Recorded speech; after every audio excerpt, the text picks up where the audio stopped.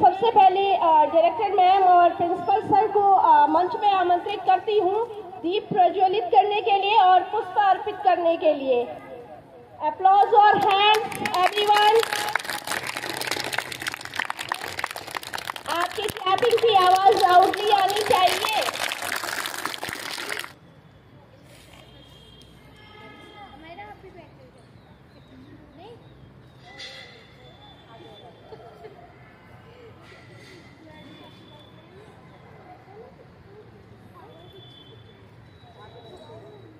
Thank you sir, thank you ma'am. अब मैं चाहूँगी सर हमारे बच्चों को मोटिवेट करने के लिए कुछ शब्द कहें। Good morning to all of you. Very good morning sir. आज हम यहाँ सब इस वजह से एकत्रित हुए हैं क्योंकि कल जैसा कि आप सभी जानते हैं पूरे विश्व में अगर सबसे ज़्यादा कोई किसी व्यक्ति की जयंती बनाई जाती है, यानी कि किसी के जन्म होने पर अगर खुशी मनाई जाती है, तो डॉक्टर बी.आर. अम्बेडकर हैं और उनका जन्म 14 अप्रैल 1891 में हुआ था। अगर मैं उनके जीवन पर थोड़ा सा प्रकाश डालूं तो आप उनके जीवन के इतिहास से ये सोचने की कोशिश करना कि अगर हम उनकी जगह पर होते या अगर हम उस समय होते या फिर जो उन्होंने उस समय किया अगर आज हम उसका 1% भी कर लें तो हमारे जीवन में कितने बड़े बड़े बदलाव हो सकते हैं। Doctor B R. अम्बेडकर जब अपने स्कूल में जाते थे तो सबसे पहले तो उनका एडमिशन नहीं होता था, लेकिन क्योंकि उनके फादर जो हैं वो अंग्रेज़ों के यहाँ पर जो मिलिट्री थी उसमें काम करते थे, तो इस वजह से उनको स्कूल के अंदर दाखिला मिल गया। और जब दाखिला मिला तो जो उनके टीचर थे उनके टीचर का ये कहना था कि भाई हम इनको पढ़ाएंगे तो, लेकिन ये बच्चा जो है ना ये वहाँ बैठना चाहिए सबसे अलग, सबसे पीछे बैठना चाहिए ये बच्चा, और मैं अगर ये मुझसे कोई सवाल पूछेगा तो मैं इसको जवाब नहीं दूंगा, इसके समझ में आता है ठीक है, नहीं आता कोई बात नहीं। तो वो बच्चा क्लास में सबसे पीछे बैठकर पढ़ा और जब रात होती थी तो रात के समय में वो जो दिया होता है दिया को जलाते थे और दिया को जलाने के बाद में पढ़ते थे। तो जो उन्होंने उस समय पढ़ाई की तो पढ़ाई करते करते करते करते एक समय ऐसा आया कि भारत के सबसे ज़्यादा डिग्री लेने वाले व्यक्तियों में उनका नाम शुमार है।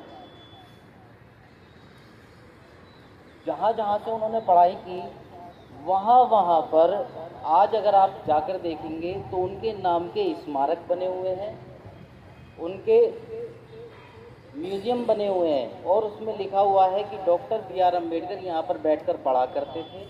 तो उनकी जो तस्वीर लगी हुई है जहाँ से उन्होंने पढ़ाई की तो उसके नीचे लिखा हुआ है symbol of knowledge. Symbol of knowledge का मतलब क्या होता है बच्चों? ज्ञान का प्रतीक। आप सोचो कि आपके देश में एक ऐसे व्यक्ति का जन्म हुआ जिसको आज के समय में विदेशों में कहा जा रहा है ज्ञान का प्रतीक। तो उनके जीवन से हमें इतनी प्रेरणा मिलती है कि अगर हम उनका 1% भी अपने जीवन में उतार लें तो आज हम जिस स्थिति में हैं उससे बहुत ऊपर हो जाएंगे। सोचो आपके पास में सब कुछ है, सारी फैसिलिटी हैं आपके पास में, जो है पंखे हैं, लाइट है, आपके माता पिता आपके ऊपर पैसा खर्च करते हैं पढ़ाने के लिए, उनके पास में कुछ भी नहीं था, फिर भी उन्होंने पढ़ाई की और इतनी पढ़ाई की कि भारत का संविधान उन्होंने लिखा। और वो संविधान जिसके 2-2, 3-3 आर्टिकल हम लोगों को नहीं पता, उसके सारे आर्टिकल्स उन्होंने बनाए। कितनी बड़ी बात है।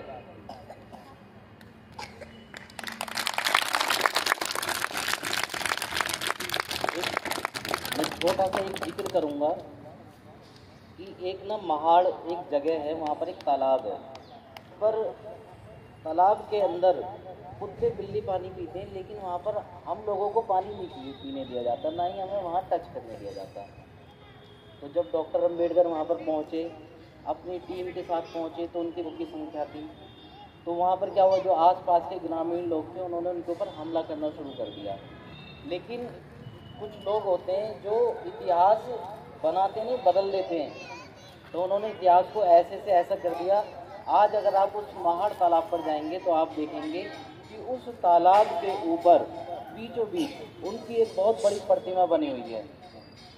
सोचो, जिस तालाब का पानी उनको नहीं पीने दिया जा रहा था, टच नहीं करने दिया जा रहा था, आज वहाँ पर उनकी एक स्टैचू लगी हुई है।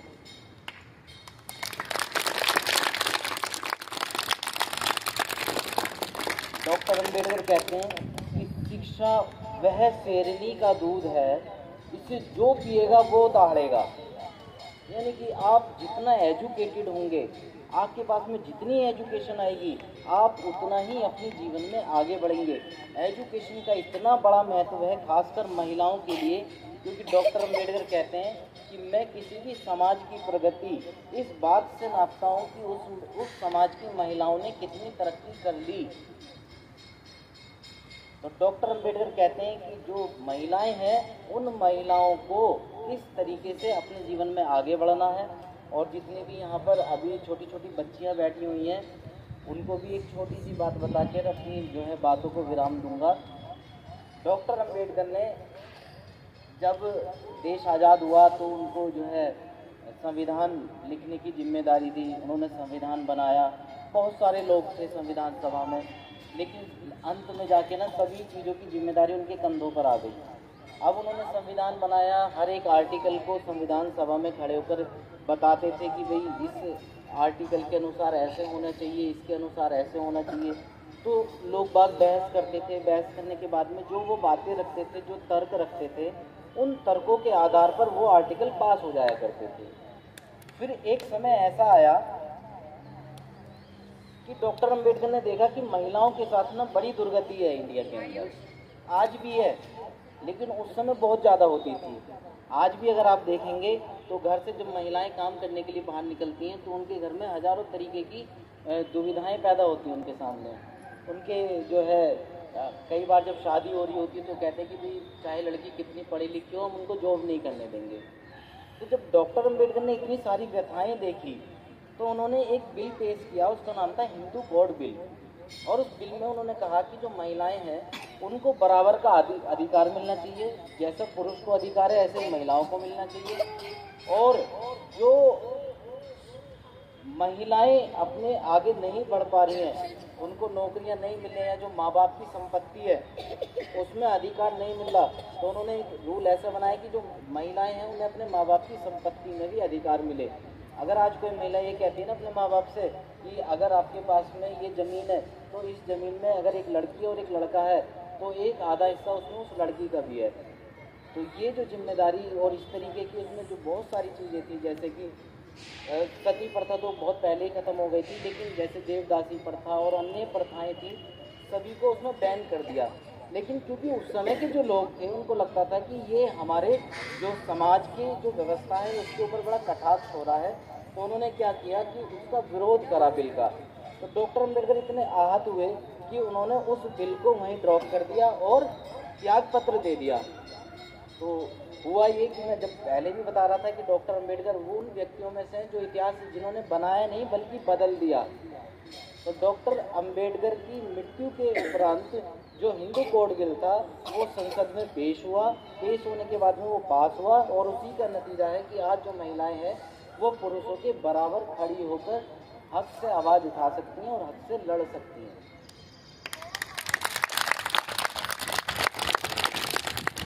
ये जितनी भी चीज़ें हैं बेटा, इतनी बातें हैं कि मैं अगर बतानी शुरू करूं तो सुबह से शाम हो जाएगी।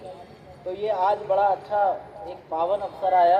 आप बाबा साहब डॉक्टर भीमराव अम्बेडकर के बारे में पढ़ो, उनको जानो और सीखो उनसे कि उन्होंने अपने जीवन में क्या क्या किया। इसी के साथ मैं अपनी वाणी को यहीं विराम करूँगा और एक छोटी सी बात कहेंगे। आज जो है 14 अप्रैल है, तो उनको मानने वाले लोग जो है कहते हैं जय भीम, जय Bhim, very good, thank you so much.